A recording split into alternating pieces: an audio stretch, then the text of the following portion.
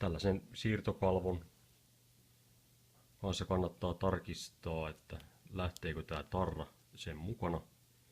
Ja jos ei lähde, niin esimerkiksi parilla luottokortilla silittää tämän tähän tiukasti kiinni. Ja varmistaa vaikka, että kyllä sieltä irtoaa. Kun tätä mallailee tähän, niin jos on vähän isompikin tarra kyseessä, niin kannattaa pistää se yläkulmasta kiinni tai ylhäältä maalarin teipillä ja saada siihen tämmönen tavallaan sarana. Sitten vaan irrotetaan täältä tää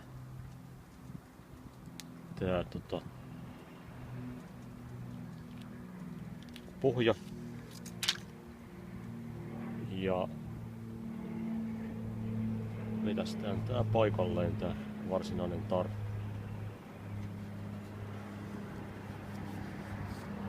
Ja nyt tässä sitten silitellään tää tähän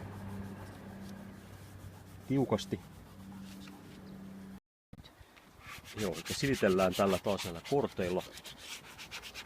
Tää tähän tiukasti.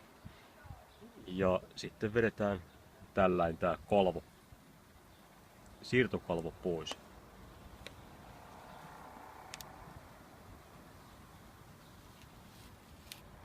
Ja jos meinaa jäädä noita tai irtonaisia osia, niin sitten vaan varovasti palataan takaisinpäin.